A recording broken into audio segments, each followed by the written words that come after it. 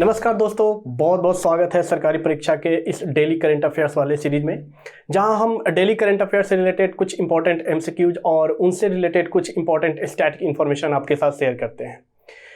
यहाँ पे जो आपको इन्फॉर्मेशन दी जा रही है, आप कोशिश करें कि उसकी एक शॉर्ट नोट बना लें ताकि आपके आने वाले एग्जाम्स के लिए वो क्विक रिविजन का काम कर सके। तो दोस्तों, हम अपने वीडियो को आगे बढ़ाते हैं और हमेशा की तरह अपने दिन की शुरुआत आज एक मोटिवेशनल कोट से करते हैं। हमारा आज का मोटिवेशनल कोट है, असफलता फिर से और अधिक समझदारी से शुरुआत करने का अवसर है।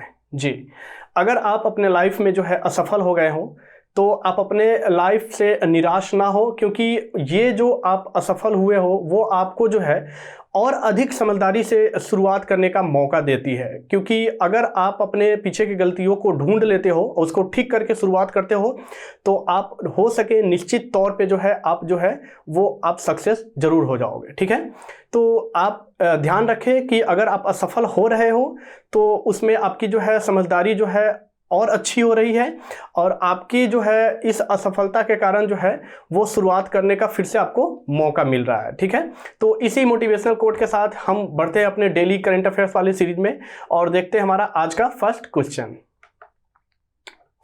Which of the following product from Jammu and Kashmir has got QR code based GI tag? Jammu और कश्मीर के निम्नलिखित में से किस उत्पाद को QR कोड आधारित GI टैग मिला है? हमारे ऑप्शन है, option A Gucchi mushroom, option B Kani shawl, option C Kashmiri hand knotted carpet यानी कि कश्मीरी हाथ से बुना हुआ कालीन, option D Kashmir paper mache. तो देखते हैं हम अपना सही जवाब क्या है। तो हमारा सही जवाब है कश्मीरी हाथ से बुना हुआ कालीन। जी, अभी इस प्रोडक्ट को हाल ही में जो है वो QR कोड जो है बेस्ड GI टैग प्रदान किया गया है। इसका मतलब ये है कि ये प्रोडक्ट को GI टैग दिया गया है। इसके पीछे देने का कारण है ताकि इसकी जो ऑथेंटिसिटी है और इसकी जो जेन्युइननेस है उसको प्रिजर्व किया जा सके। और QR कोड जो है इस प्रोडक्ट से जोड़ने का मेन कारण है कि इस QR कोड में आप इस प्रोडक्ट से रिलेटेड जो है इसके निर्माता, इसके जो कारीगर के नाम हैं, या यह प्रोडक्ट किस जिले का है, या जो है ये प्रोडक्ट कौन से रॉ मटेरियल से बनाया गया है, इन सब सारी जानकारी को जो है आप जो है देख सकते हैं। तो मेनली इसी पर्पज से कश्मीर का जो ये कालीन है, इस कालीन को जो है कालीन उद्योग को जो है बरकरार रखने के लिए QR बेस्ड जो है GI टैग दिया गया है। ठीक है दोस्तों, आगे बढ़ते हैं, देखते हैं हमारा नेक्स्ट क्वेश्चन। सो हमारा नेक्स्ट क्वेश्चन है, who has been appointed as chairperson of committee on Chardham project? Chardham परियोजना पर समिति के अध्यक्ष के रूप में किसे नियुक्त किया गया है? हमारे ऑप्शन है, option A Ravi Chopra, option B AK Sikri, option C Fali Nariman, option D Suryakant. तो हमको सही जवाब जानना है और देखते हैं हमारा सही जवाब क्या है। हमारा सही जवाब है AK सिकड़ी। जी, चारधाम जो परियोजना का जो है भारतीय गवर्नमेंट के द्वारा जो है घोषणा की गई है, उस परियोजना के जो समिति है उसके अध्यक्ष के रूप में जो है AK सिकड़ी को नियुक्त किया गया है। इन्होंने जो अध्यक्ष के रूप में जो जगह ली है वो रवि चोपड़ा के जो है जगह पे इनको नियुक्त किया गया है। अगर हम चारधाम परियोजना की बात करें तो ये जो परियोजना है ये 900 किलोमीटर की जो है ये एक परियोजना है, जिसमें क्या है कि जो चार धाम है यानी कि गंगोत्री, यमुनोत्री, बद्रीनाथ और केदारनाथ, इनमें जो है लोगों की जो यात्रा हो वो ऑल सीजन के लिए कनेक्टिविटी उनकी बनी रहे इस धाम तक। मतलब कई बार क्या होता है कि कई ऐसे सारे सीजन आते हैं जिनमें लोग जो है वहाँ तक सही से पहुँच नहीं पाते हैं। तो 900 किलोमीटर के रोड का जो है वो इस प्रोजेक्ट में कंस्ट्रक्शन रखा गया है ताकि सभी सीजन में जो है लोगों की इन धामों तक जो है कनेक्टिविटी बनी रहे। उसी के अध्यक्ष के रूप में AK सिकड़ी को जो है नियुक्त किया गया है। ठीक है, अब आगे बढ़ते हैं, देखते हैं हमारा नेक्स्ट क्वेश्चन। सो हमारा नेक्स्ट क्वेश्चन है, Which union minister has inaugurated the India Water Pitch Pilot Scale Startup Challenge? किस केंद्रीय मंत्री द्वारा India water pitch pilot scale startup challenge का उद्घाटन किया गया है? हमारे ऑप्शन है, option A Hardeep Singh Puri, option B Giriraj Singh, option C Ramchandra Prasad Singh, या ऑप्शन डी पशुपति कुमार पारस। तो हम सही जवाब जानते हैं। हमारा सही जवाब है ऑप्शन ए हरदीप सिंह पुरी। जी, हरदीप सिंह पुरी हमारे देश के यूनियन मिनिस्टर है, किसके? पेट्रोलियम के। ठीक है, इन्हें अभी जो है इन्होंने जो है हाल ही में India water pitch pilot scale startup challenge की जो है वो इन्होंने उद्घाटन किया है। बेसिकली ये जो स्टार्टअप चैलेंज का इन्होंने जो उद्घाटन किया है, ये जल क्षेत्र से जुड़े स्टार्टअप को जो है ये बढ़ावा देने के लिए किया गया है। इन्होंने घोषणा की है कि इस जल क्षेत्र से जुड़े जो भी स्टार्टअप होंगे उनको जो है ये जो है उनको बढ़ावा देने के लिए या उनके जो है फंड रेजर के रूप में ये कुछ अमाउंट उनको जो है फंडिंग करेंगे। ठीक है, तो इसी पर्पस के लिए, यानी ताकि लोगों को जो है इस क्षेत्र में जो है रोजगार मिले, साथ ही साथ हमारा जो जल क्षेत्र है उसमें भी जो है अच्छे से सुधार हो सके। तो इन सब पर्पस के लिए जो है हमारे देश के union minister of petroleum Hardeep Singh Puri ने हाल ही में India water pitch pilot scale startup challenge का जो है उद्घाटन किया है। ठीक है, बाकी आपको यहाँ पे जो ऑप्शन दिख रहे हैं गिरिराज सिंह, रामचंद्र प्रसाद सिंह और पशुपति कुमार पारस, ये भी हमारे देश के जो है ये यूनियन मिनिस्टर है। और आपके लिए सवाल यही है कि गिरिराज सिंह को कौन सा डिपार्टमेंट सौंपा गया है, रामचंद्र प्रसाद सिंह को जो है कौन सा डिपार्टमेंट सौंपा गया है और पशुपति कुमार पारस को कौन सा डिपार्टमेंट सौंपा गया है। आप इसका जवाब हमें कमेंट बॉक्स में जरूर बताएं। इससे क्या होगा दोस्तों कि आपकी जो भी जानकारी है वो अच्छे से रिवीजन हो जाएगी। ठीक है, अब आगे बढ़ते हैं, देखते हैं हमारा अगला सवाल। हमारा नेक्स्ट क्वेश्चन है, prime minister Narendra Modi had dedicated the Rashtriya Raksha university to the nation, where is it located. प्रधानमंत्री नरेंद्र मोदी ने राष्ट्रीय रक्षा विश्वविद्यालय को राष्ट्र को समर्पित किया है, यह कहाँ स्थित है। हमारे ऑप्शन है, option A Surat, option B Vadodara, option C Jamnagar या ऑप्शन डी गांधीनगर। तो हम सही जवाब देखते हैं, हमारा सही जवाब है ऑप्शन डी गांधीनगर। जी, हाल ही में प्रधानमंत्री श्री नरेंद्र मोदी ने राष्ट्रीय रक्षा विश्वविद्यालय को राष्ट्र को समर्पित किया है। ये जो विश्वविद्यालय है ये गुजरात के गांधीनगर में सिचुएटेड है। ठीक है, अगर हम इस विश्वविद्यालय की बात करें तो ये विश्वविद्यालय है जो बहुत सारे एकेडमिक कोर्सेज प्रोवाइड करते हैं। किनसे जुड़े, जैसे पुलिसिंग जो होते हैं उनसे जुड़े, या जो क्रिमिनल जस्टिस होते हैं उनसे जुड़े कोर्सेज, या एडमिनिस्ट्रेशन से जुड़े कोर्सेज ये प्रोवाइड कराते हैं। हालांकि ये दोस्तों जो है ये गुजरात में ये यूनिवर्सिटी जो इन्होंने राष्ट्र को समर्पित किया है ये पहला नहीं है। इससे पहले इन्होंने जो है राष्ट्र को कुछ ऐसे यूनिवर्सिटी भी जो है गुजरात में सिचुएटेड समर्पित किया है जो दुनिया में केवल एक है, जैसे नेशनल फॉरेंसिक साइंस यूनिवर्सिटी, ये भी गुजरात में ही सिचुएटेड है। ठीक है, अगर इसके अलावा अगर हम बात करें तो फॉरेंसिक साइंस यूनिवर्सिटी और उसके अलावा नेशनल चिल्ड्रेन यूनिवर्सिटी। ठीक है दोस्तों, ये जो यूनिवर्सिटी है ये देश में और पूरे विश्व में एक ही यूनिवर्सिटी है जो कि भारत के लोगों के लिए जो है इन्होंने समर्पित कर दिया है। ठीक है, इसी के साथ अब हम अगले सवाल की तरफ बढ़ते हैं और देखते हैं हमारा नेक्स्ट क्वेश्चन। हमारा नेक्स्ट क्वेश्चन है, where will India's first medical city Indrayani medicity be set up. Bharat का पहला मेडिकल सिटी इंद्रायणी मेडिसिटी कहाँ स्थापित किया जाएगा। हमारे ऑप्शन है, option A Mumbai, option B Pune, option C Nagpur या ऑप्शन डी रायपुर। तो हम सही जवाब देखते हैं, हमारा सही जवाब है ऑप्शन बी पुणे। जी, महाराष्ट्र के पुणे में जो है भारत का पहला मेडिकल सिटी जिसका नाम होगा इंद्रायणी मेडिसिटी, इसकी स्थापना की जो है घोषणा कर दी गई है। और इसकी स्थापना की जो घोषणा की गई है वो वहाँ के जो है उप मुख्यमंत्री और वित्त मंत्री यानी कि अजीत पवार के द्वारा घोषणा की गई है। अगर हम इसकी बात करें कि इस इंद्रायणी मेडिसिटी किस तरह का होगा, तो ये एक तरह का जो है ऐसा सिटी होगा जहाँ पे हॉस्पिटल होंगे, अलग अलग डिपार्टमेंट के जो है एक ही जगह कई सारे हॉस्पिटल होंगे, जिसमें 24 जो है हॉस्पिटल जो है वो हॉस्पिटल के भवन वहाँ पे बनाए जाएंगे और इस हॉस्पिटल के भवन में अलग अलग जो है वो डिपार्टमेंट सिचुएटेड होंगे।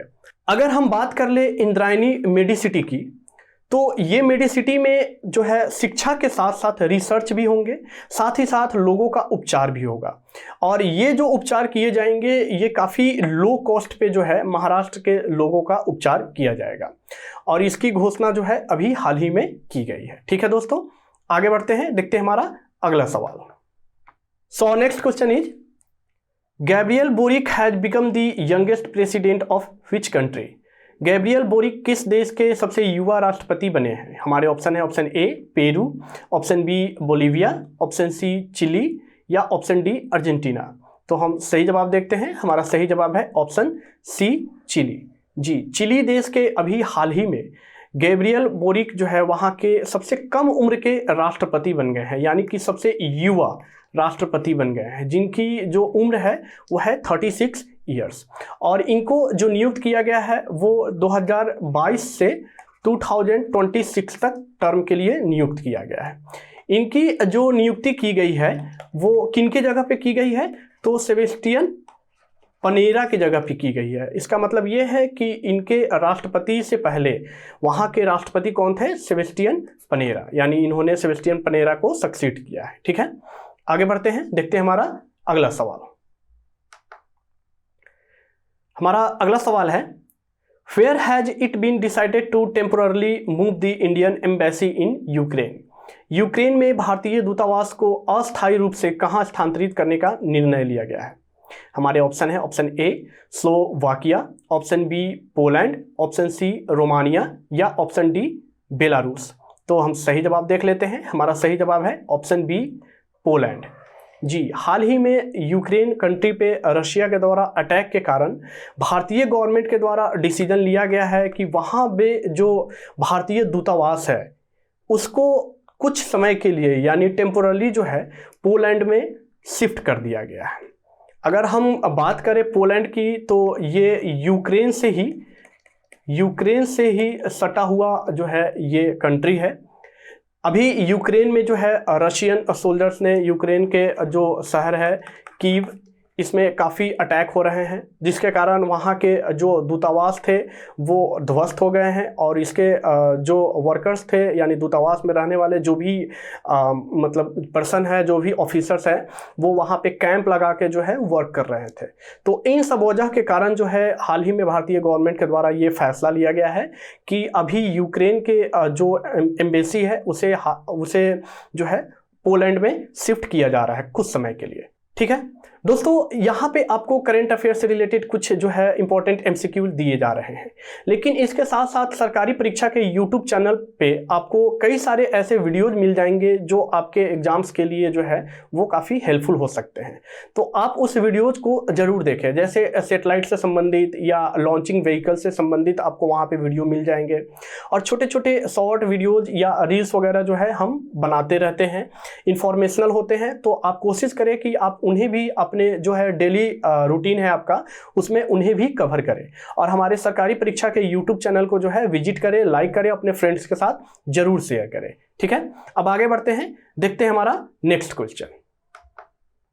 सो हमारा अगला सवाल है which of the following day has been observed as the international mathematics day 2022? निम्नलिखित में से किस दिन को अंतर्राष्ट्रीय गणित दिवस 2022 के रूप में मनाया गया है? हमारे ऑप्शन है option A 8 March, option B 10 March, option C 12 March या ऑप्शन डी 14 मार्च। तो राइट आंसर देखते हैं। हमारा राइट आंसर है ऑप्शन डी 14 मार्च। जी, हाल ही में 14 मार्च यानी कि पिछले दिन को जो है अंतर्राष्ट्रीय गणित दिवस 2022 मनाया गया है। जी, ये जो दिवस है ये स्पेशली जो है मैथमेटिक्स को बढ़ावा देने के लिए या लोगों के बीच में जागरूक लाने के लिए मैथमेटिक्स के प्रति दिन मनाया जाता है। अगर हम इस दिन की बात कर लें तो 14 मार्च को जो है इस अंतर्राष्ट्रीय गणित दिवस के साथ साथ जो है पाई डे भी मनाया जाता है। जी, पाई डे इसलिए मनाया जाता है क्योंकि अगर हम इसका जो है न्यूमरिक रिप्रेजेंटेशन देखें पाई का, तो पाई को इस साइन से डिनोट करते हैं और इसका जो न्यूमरिक रिप्रेजेंटेशन है वो है 3.14। यहाँ पे जो 3 है वो मंथ को रिप्रेजेंट करता है और यहाँ पे जो 14 है ये आपके डे को रिप्रेजेंट करता है। तो ये बहुत ही इंपॉर्टेंट है। यहाँ पे 3.14 पाई का जो न्यूमरिक रिप्रेजेंटेशन दिया गया है, इसी के आधार पे इस डेट की जो है वो घोषणा भी की गई है कि इस दिन को जो है 14 मार्च को जो है पाई डे भी मनाया जाएगा। हम यहाँ पे बात कर रहे हैं अंतर्राष्ट्रीय गणित दिवस यानी कि इंटरनेशनल मैथमेटिक्स डे। तो इसकी जो घोषणा की गई थी वो यूनेस्को द्वारा जो है वो 2019 में की गई थी। ठीक है। और सबसे पहले जो है पहला इंटरनेशनल मैथमेटिक्स डे कब मनाया गया था, तो वो मनाया गया था 14 मार्च 2022 को, ठीक है। तो यहाँ पे आपको इनसे जुड़े कुछ अदर जो है इंफॉर्मेशन भी मिल गए, ठीक है। अब आगे बढ़ते हैं, देखते हैं हमारा नेक्स्ट सवाल। हमारा नेक्स्ट क्वेश्चन है, which Indian male cricketer has set a record of fastest test 50 by an Indian. किस भारतीय पुरुष क्रिकेटर ने एक भारतीय द्वारा सबसे तेज टेस्ट अर्धशतक का रिकॉर्ड बनाया है। हमारे ऑप्शन है, option A Virat Kohli, option B Rishabh Pant, option C Rohit Sharma या ऑप्शन डी सूर्य कुमार। तो हम सही जवाब देखते हैं, हमारा सही जवाब है ऋषभ पंत जी। अभी हाल ही में भारत श्रीलंका का जो है वो टेस्ट सीरीज चल रहा है। इस टेस्ट सीरीज में ऋषभ पंत ने 28 बॉल्स में इन्होंने 50 रन कंप्लीट किए हैं। अगर हम ये बात करें कि 28 बॉल्स की, तो ये जो है किसी भी टेस्ट सीरीज में किसी बैट्समैन के द्वारा इतने कम बॉल में अभी तक जो है अर्धशतक नहीं बनाया गया था। और ऋषभ पंत जो है इन्होंने किनका रिकॉर्ड तोड़ दिया है, कपिल देव का जी। यानी कि 1982 में कपिल देव ने 30 बॉल में 50 रन इन्होंने बनाया था। तो ऋषभ पंत की अगर हम बात करें तो इन्होंने 28 बॉल में 50 रन बनाया हुआ है। तो यहाँ पे इन्होंने एक रिकॉर्ड कायम किया है, क्योंकि ये किसी भी टेस्ट मैच में किसी भारतीय क्रिकेटर के द्वारा जो है अर्धशतक सबसे कम गेंद में बनाने का इन्होंने रिकॉर्ड बनाया है, ठीक है। बहुत ही इंपॉर्टेंट क्वेश्चन है, क्योंकि इन्होंने रिकॉर्ड तोड़ा भी है और साथ में एक नया जो है कीर्तिमान स्थापित भी किया है। इसके साथ साथ अगर हम बात कर ले तो ये पूरी दुनिया में इकलौते ऐसे विकेट कीपर बैटर है जिन्होंने इतने कम बॉल में जो है टेस्ट मैच में अर्धशतक बनाया है। इन्होंने ये भी कारनामा जो है अपने नाम कर लिया है, ठीक है। तो इसी के साथ हम अपने जो है डेली एमसीक्यूज वाले सीरीज के आखिरी क्वेश्चन की ओर बढ़ते हैं और देखते हैं हमारा आज का लास्ट क्वेश्चन। हमारा जो आज का लास्ट क्वेश्चन है वो है, who has authored the book titled role of labour in India's development. Bharat के विकास में श्रम की भूमिका नामक पुस्तक किसने लिखी है। आपको यहाँ पे ऑप्शन दिख रहे हैं, option A Bhupendra Yadav, option B Smriti Irani, option C Kiran Bedi या ऑप्शन डी केजे अल्फोंस। तो हम सही जवाब देख लेते हैं, हमारा सही जवाब है ऑप्शन ए भूपेंद्र यादव जी। भूपेंद्र यादव के द्वारा अभी आज़ादी के अमृत महोत्सव के तहत एक इन्होंने पुस्तक की रचना की है।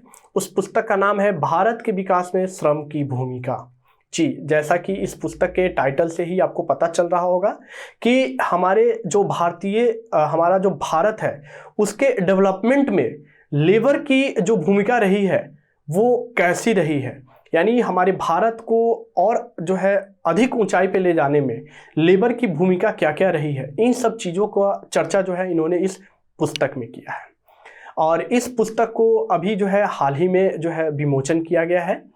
और ये पुस्तक हमारे देश के उन श्रमिकों को जो है वो नमन करता है जो हमारे भारत देश के डेवलपमेंट में उनका योगदान जो है वो काफ़ी सराहनीय रहा है, ठीक है। अब दोस्तों इस क्वेश्चन से जुड़े आपके लिए सवाल ये है कि यहाँ पे आपको भूपेंद्र यादव जी जो कि इस पुस्तक के ऑथर है दिख रहे हैं, और आपको बताना है कि ये हमारे भारत देश के जो है ये किस यूनियन मिनिस्ट्री का पद इन्हें जो है सौंपा गया है। आपको हमें कमेंट बॉक्स में ये बताना है कि हमारे भारत के किस जो है विभाग के यूनियन मिनिस्टर भूपेंद्र यादव जी हैं, ठीक है। तो दोस्तों ये थे हमारे आज के कुछ डेली करंट अफेयर से रिलेटेड इंपॉर्टेंट एमसीक्यूज। अगर आप इनसे जुड़ी और भी अधिक जानकारी आप पढ़ना चाहते हो तो आप हमारे sarkaripareeksha.com के वेबसाइट को विजिट कर सकते हो। वहाँ पे आपको डेली करंट अफेयर्स के साथ साथ न्यूज एनालिसिस, वन लाइनर्स के साथ साथ रेडी रेफरेंस भी आपको प्रोवाइड किए जाते हैं। आपके जो एग्जाम्स होते हैं उसमें जो जीके का पार्ट होता है उनसे जुड़ी सारी इन्फॉर्मेशन आपको यहाँ पे प्रोवाइड की जाती है। तो आप इस साइट को जाएं और ज़रूर विजिट करें। अगर दोस्तों आप किसी भी सोशल मीडिया से जुड़े हो, चाहे वो फेसबुक है, टेलीग्राम है या ट्विटर है, तो हम वहाँ भी अवेलेबल है। आप हमें वहाँ भी फॉलो कर सकते हैं, वहाँ भी आप हमसे जो है इन्फॉर्मेशन गेन कर सकते हैं। हम वहाँ भी अपडेट रहते हैं। ठीक है दोस्तों। तो दोस्तों ये थे हमारे आज के डेली करंट अफेयर से रिलेटेड जो है कुछ इंपॉर्टेंट इन्फॉर्मेशन जो आपके लिए काफ़ी ज़्यादा हेल्पफुल थे। अगर आपको ये वीडियो पसंद आया है तो आप लाइक करें, शेयर करें और जो मैंने आपसे सवाल किया है उसे हमें कमेंट बॉक्स में ज़रूर बताएं।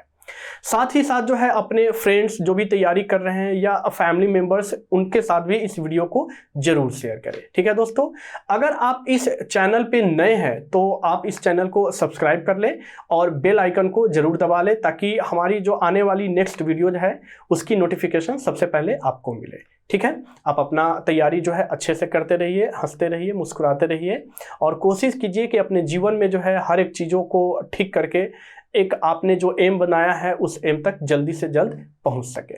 Thank you.